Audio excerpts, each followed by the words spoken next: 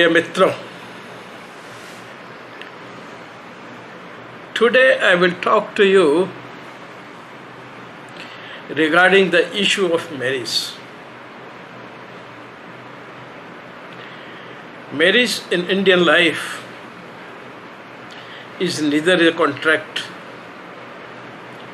or a friendship or a way to pass life or any many other forms today being followed in the world, like living relationships, temporary marriages, advanced conditional marriages, etc., etc. Now, practically in Europe and United States of America, the institution of marriage is at a breaking point. People are there analyzing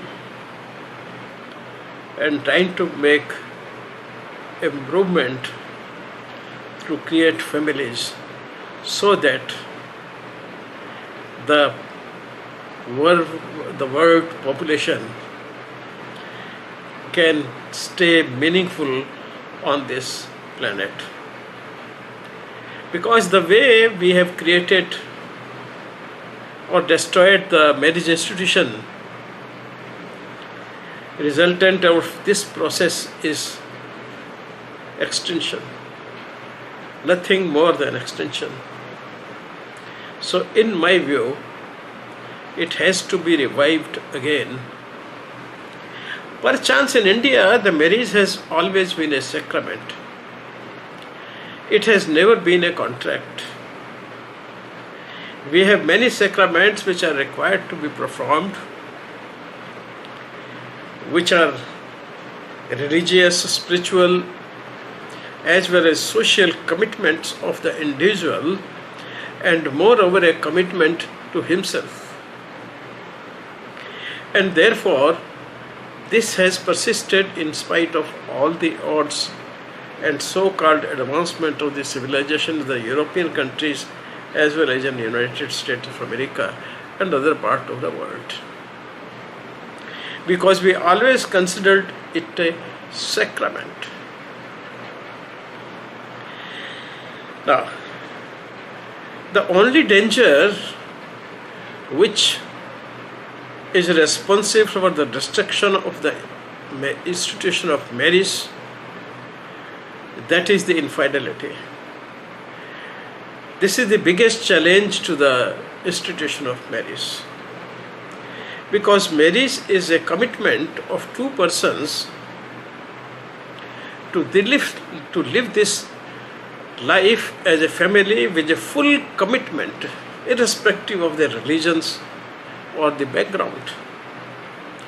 Christian and Hindu commitments made at the time of marriage are always been similar, though in practice they differ. So all the seven promises made to each other at the time of marriage are required to be followed throughout life. Both couple are required to follow the path of dharma, the path of righteousness, and raise family in a righteousness way. This has been the concept of marriage in India. But of the late, we too are influenced by the Western culture, Western thought, Western philosophy, Western way of life. And practically the younger generation is the biggest follower of this system. And that leads to many complications in the family institutions, in the joint family, which are almost disappearing, and they create problems, even the nuclear families, to which we call as the father, wife, and their children. Of course, in total, the concept of joint family has not disappeared. Even these nuclear families, so-called nuclear families, they are in very good relationship with their parents. They take care of them. They regularly meet. They provide financial assistance and support. And when they fall sick, they either bring them to their own family or they all move to the parental family to take care of. Most of the rituals are still followed as such. There is not much of a change except the using of the modern concepts and modern instrumentation in the marriage or other ceremonies. Now, what is infidelity? Infidelity, which we said that at the time of marriage, there is a commitment between two persons, male and female, to raise a family which shall be pure, which shall be out of these two persons only, who, to fulfill the wishes of the God or of the Almighty, or in whatever you believe, or even if you don't believe, to create a family out of these two people with perfect dedication, love, care and affection. There is no place of the third person in this marriage. There are only two persons responsible for the institution of this marriage. Then of course offsprings will come, and then the bilateral, the maternal and paternal sides of both husband and wife, they too come in the form of a relations to facilitate their marriage, or they facilitate their family, or they become an extended family of this couple. This couple have certain responsibilities to perform on the both sides, on the sides of the wife and the sides of mother, and they are supposed to perform all these obligations throughout their life perfectly in tune with dharma. Similarly, they have brothers, sisters and all sorts of relations, and they have to perform all the rituals required to be performed by them in all those relationships. So practically this is a union of two families where there is a lot of give and take in the form of emotions, in form of duties, and in forms of little money also. And this goes on throughout life. It's a very, very perfect arrangement to live a happy life and die peacefully. I don't find any other invention made by the mankind than the family system, a pure family system, a highly committed family system in the world. Now, infidelity is the biggest which one can think of violation of this contract or this sacrament. Contract, I said, in certain religions it's a contract. We have a sacrament. So the biggest violation of this sacrament is the infidelity or adultery, or what we call as the men's extramarital affairs.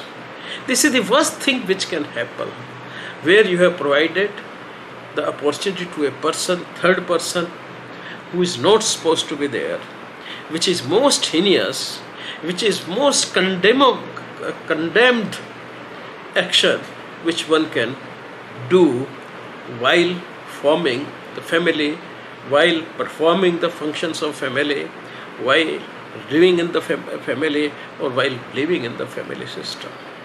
There cannot be nothing more cruel as well as condemnable than this act. This is universally accepted. And therefore, in initial law, everywhere in the world, there has been very severe punishments, both male and female, if they got involved in the infidelity or extramarital affairs. In modern day, when we have broken many of the traditions because of compulsion of post-war uh, killing, post-war situation where millions of the young people were killed and the large number of women were left and who had no males available to form a family, to constitute a family, to have this sacrament. The entire society, European, Russian, American, that got devastated, and many of the abnormal activities become normal, considered to be normal, in interest of the survival of the mankind, and they modified their many of the concepts which were not required to be modified at all, but it became the need of time, like that of Mahabharata. In Mahabharata, what happens? When all the young people were killed, the large number of women were left. The Vedavyas, he took all these peoples to Haridwar and he asked all those dads, recall all those dads. And he said that, okay, now you meet your counterparts here and right now and decide whether you want to go with them or you want to keep with them. When they asked all those departed people, they said, we don't want to come back to this world. We have already gone in the different world where we have already formed a family, where we already have our relations, mother, father, brother, sisters, where I am married, I have my wife, I have my 2 children. How I can come to you? For you, I have departed. This opened the eyes of all women who were left here, and they yielded to the demand of Vedavyasa and got married again according to his instructions, and a new community came into existence. Even the wife of Duryodhana, to whom Arjuna had killed, got married to the Arjuna himself. Her name was Bhanumati. She was one of the most beautiful and learned lady. But he got married to Arjuna and produced children, Santati. So that's how a new world was started. The same had happened in Europe after World War I and II, and all the value system, they disappeared, they got modified in a new form, and the existing family system or the institution of family collapsed.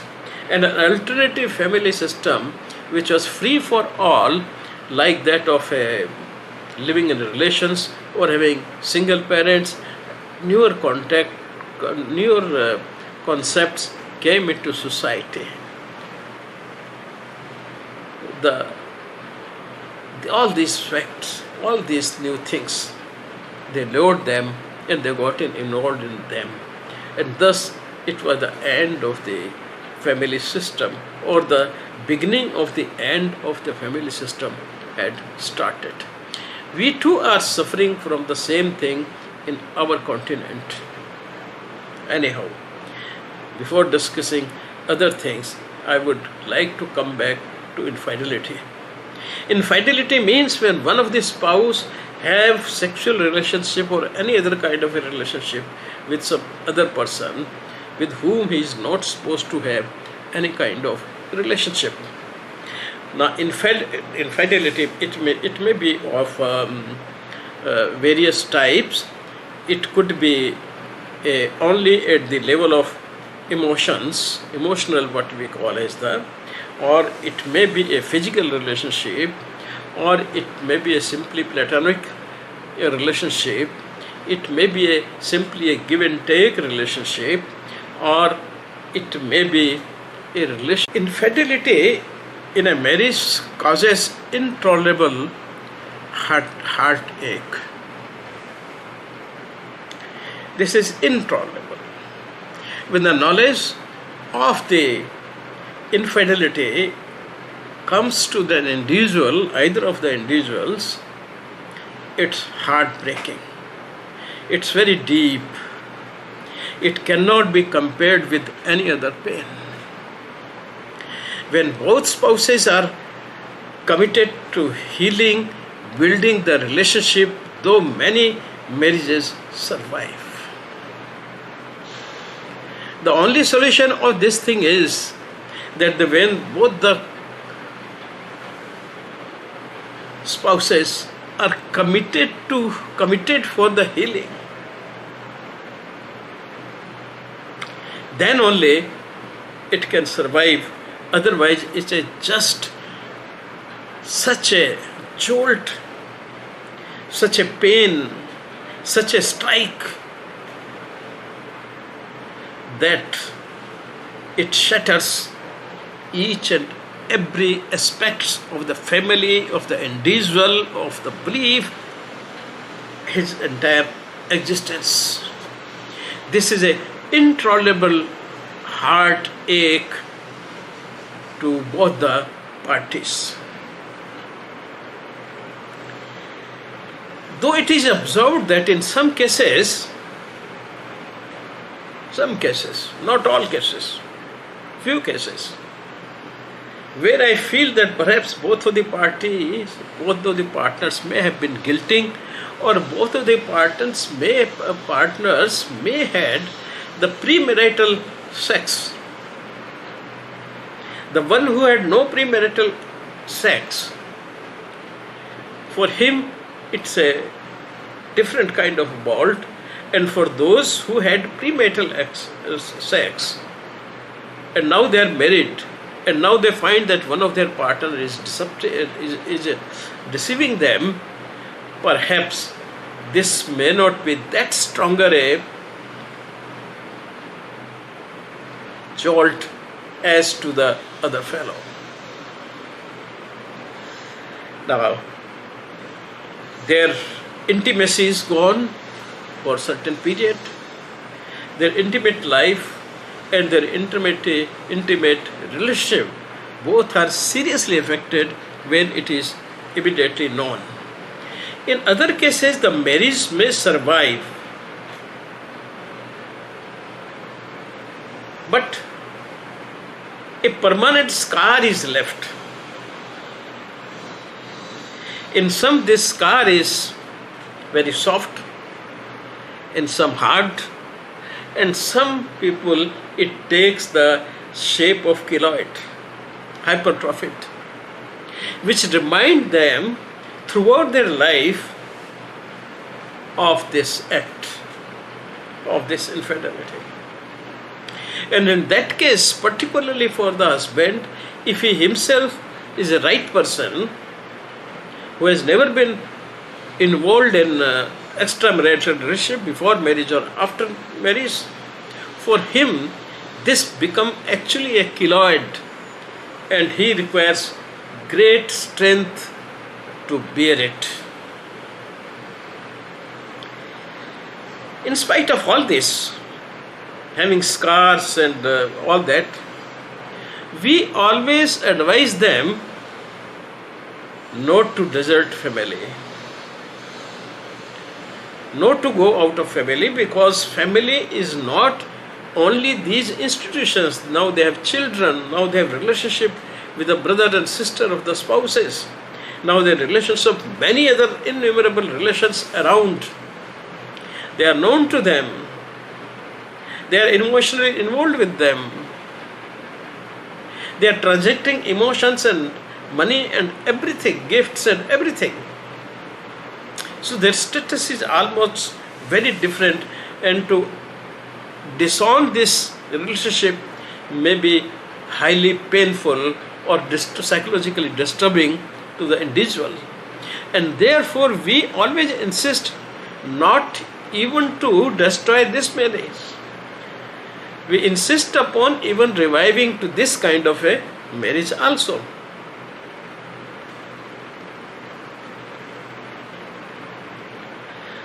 Now, what kind of a deception or the extramarital relationship or infidelity could be? As I told you earlier, it could be a physical, which is the worst form. The worst form is the physical. If physical infidelity is there, then almost everything is gone. Second is emotional. Not much is gone, but half of the person is gone.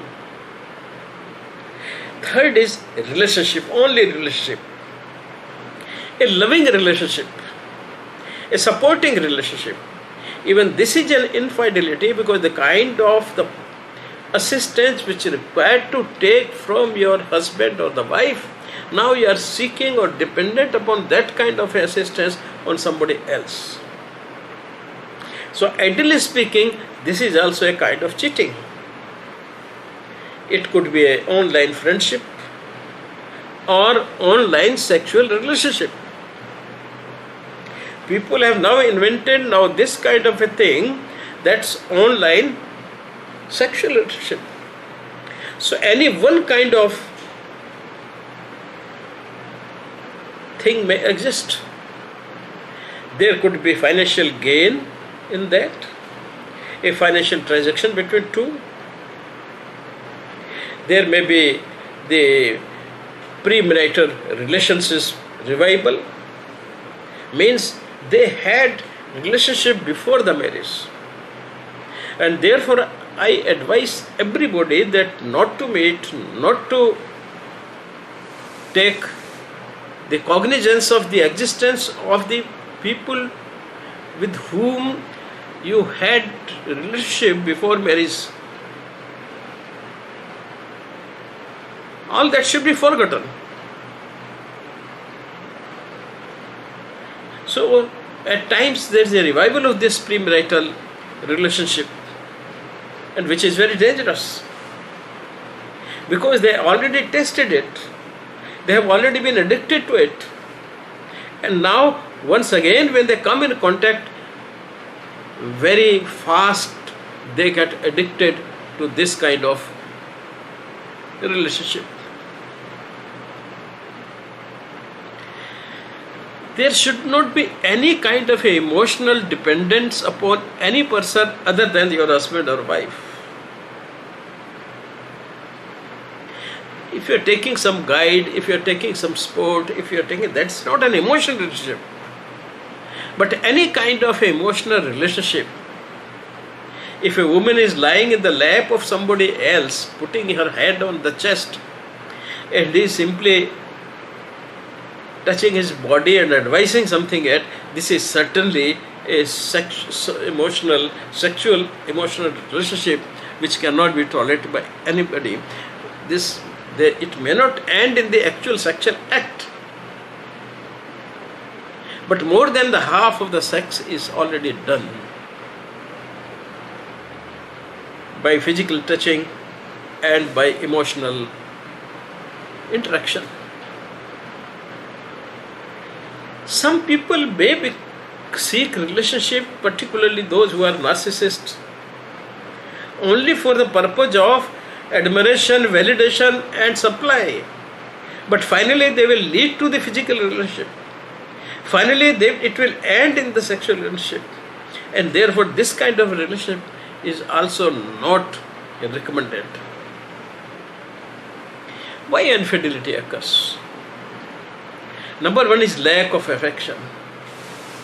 Either of the spouse does not like his male or female spouse. So there is therefore lack of affection. Their habits may be different, their faces may be different, their clothing may be different, their background may be different, their emotional status may be different, and that may create a situation of lack of affection, and which may be responsible. The loss of fondness, love and care for each other. Those women who do not care their husbands, do not take their care when they are sick, or same is true for the husband, that he doesn't take care of his wife when he is sick or needs.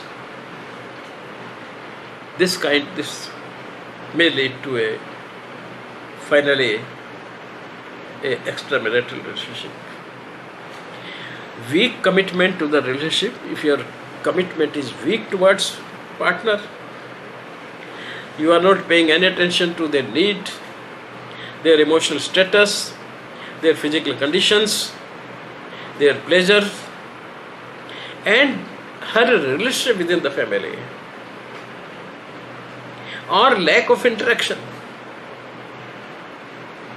It will make vulnerable to her for a extramarital relationship. Lack of communication about emotional and relationship needs.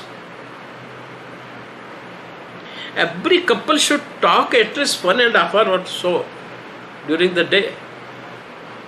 And they should express everything, whatever they have done throughout the day. Telling of your activities, even immaterial, will create an intimacy between you and your wife. It will create a psychological dependence on each other. And later on it becomes compulsive behavior to tell everything whatever they have done during the day. The people who are suffering from the low self-esteem, they too are vulnerable to the extramarital relationship. To boost their low esteem, they may take help in the form of admiration from others, and in return they may offer them sex. Physical limitation on either spouse, or health issues, or chronic pain, or disability, or impotence may lead to the extramarital relationship. So one should take care, at least in the initial part of the family making. First half of the family making, these things are important, and therefore one has to take care of, maintain good health, good sexual health, and physical limitations. If you have any, get them properly treated, take care of them. In some people, there may be mental health issues in the either partner which become a obstacle in the intimacy. So they should be got cured as early as possible from the psychiatrist. It may be depression, it may be MDB, it may be schizophrenia, it may be any neurosis, it could be anything, but any neurological or psychological sickness should be taken seriously. Addiction to any drug, or to alcohol, or to sexual activity, or to romance, or to drugs, that all leads to the infidelity. All such people, they are prone to the sexual activities. And any problem which is arising in the family, if it is not addressed with, particularly if they are related to the intimacy. So any problem, it could be physical, it could be psychological also, they should be taken care of. And if they exist, there should not be any conflict on this issue. Rather, you should try to resolve it either by treatment, or psychological aid, or psychiatrist aid, or any other kind of aid. You should try to improvement all those things which are creating difficulty in having intimacy with your partner. Now this intimacy may be physical, or it may be simply an emotional capacity to express, capacity to convey. So all those things you should get improved by way of seeking help of some psychologist.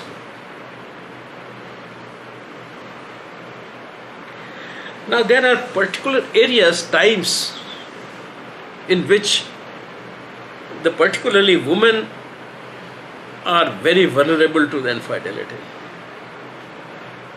And one should be very careful during these periods. One is empty nest syndrome. The empty nest syndrome occurs two times in life. One is when your children are grown, they are 6 or 7 or 8. Now they are independent, they do not need even your help to go to school.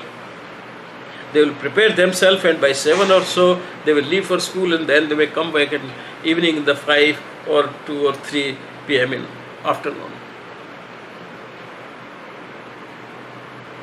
Now the woman is empty for a pretty long time.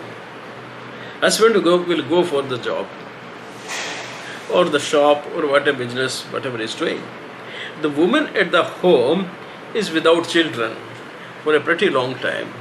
And this is called the first empty nest syndrome, and where the evil may enter into her mind, either assisted by her friends or of her own, and she may commit a mistake. The services where there is a long separation between husband and wife, they say one person is working in Bombay or Calcutta, wife is working in Delhi. So now officially they will remain separated for a pretty long time.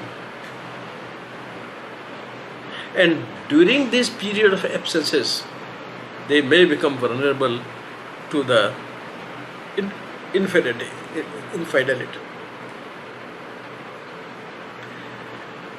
Then we come to the psychotoxic infidelity. Some women may suffer from the toxic conditions, and these toxic women are by nature unfaithful because they have low moral, they have psychopathic disorders, they may have narcissism, or they may have narcissistic friends, or they have narcissistic relationship, or psycho or sociopath as their friends, and they may spoil her.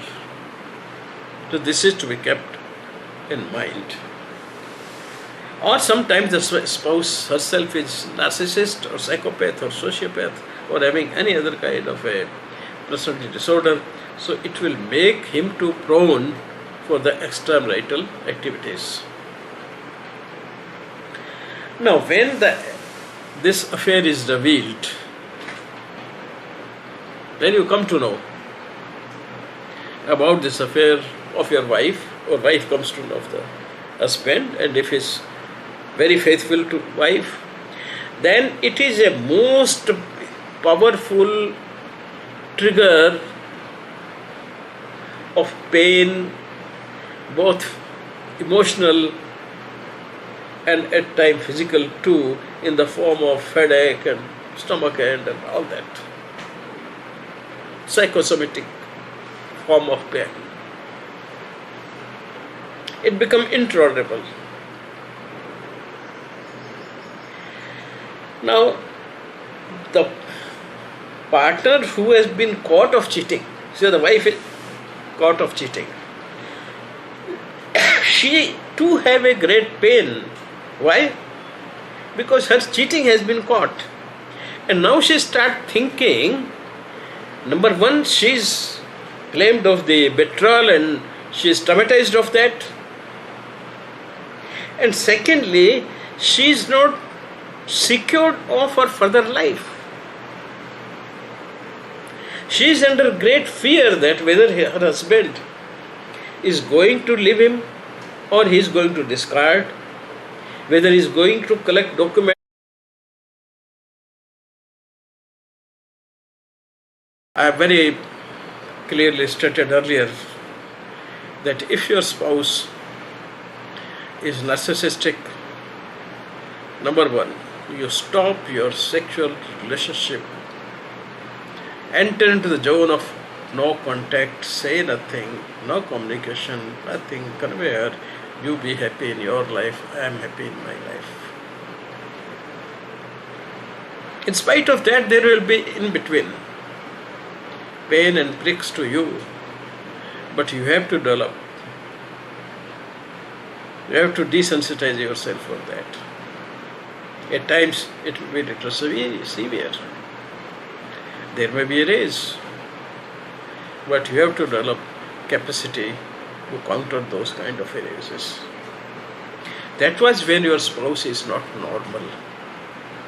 If it is normal, then give her if she has committed a simple mistake, give her enough space, wait for the intensity to come down, try to grasp and understand the entire situation, that why happened, how it happened, and give your partner enough time to think over this issue. Do not have any emotional charges or emotional charged discussions either with the family or with friends or with the wife or with wife's family. Do not react to anybody. You keep everything with yourself and give enough time. You can give a simple indication to your wife or husband that you know it, that's all. But beyond that, don't react much at all. You may develop little kind of a distance, there is no harm in that, but don't get involved in any kind of arguments or issue. Do not bring that issue in between you. Then you can seek a sport, but very carefully. I mind you, the good friends are not easily available. It's a very, very costly and very, very rare entity, scarce entity. If you have one friend, you are very lucky, I tell you. I could not get a single friend so far. But you have a friend, you are very lucky. If you have two friends, it seems impossible. But if you have three friends, you are a fool. So if you have a friend, seek this spot. Take your own time to analyze the situations and whatever further information is coming to you. Don't decide in anger anything. If you sometimes feel disturbed psychologically or you feel feeling angry, do not take any decision. Close your book and meditate. Be accountable. You find out your mistakes also, understand your mistakes also, which has created this situation. So analyze yourself also. There is no harm in consulting a marriage counselor of good repute. I have seen many marriage counselors. They will hear a story from you and then tell their friends and enjoy. Not that. Serious marriage counselors. Get help from the multiple sources if you have. Again, I am warning. The multiple sources may be dangerous at times also. They may defame you and your family and your wife and everybody. So don't consider anybody who is known to you is a friend. Here the sources means there could be one friend, there could be one psychiatrist, there could be one psychologist. That's all. Not that you go and tell everyone their story. If you think that yes, he is real my friend, you can tell, because sometimes if you tell your pain, it provides you great relief.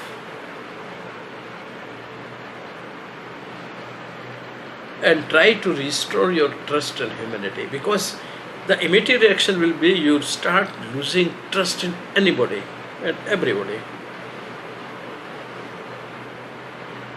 You think entire world is wrong. It is made of wrong people. No. World is still very good. You have to restore your trust again in the world, in the family, in your parents, in your brothers, in your mother, in your Moses, and everywhere. World is very beautiful. People are very beautiful. Few dirty people should not spoil the entire perception of your life. Few dirty, psychotoxic, filthy, nasty people should not spoil your life or your spouse's life or your children's life or your father's life or your entire family's life. These dirty people, these filthy people, these toxic people, these people who are of no worth, who get engaged in these kinds of activities, you deal with them, never forget them. Deal with them at appropriate time when you are in a very safe zone. And if you don't get opportunity, take this enmity with you, but never create a scene, because that will harm you, that harm your reputation, that will harm you psychologically. So never do that. In a very planned manner, you can complete your revenge. A time will certainly come in your life. Rest, believe in karma. Karma will take care of all wrongs of all people. Thank you very much.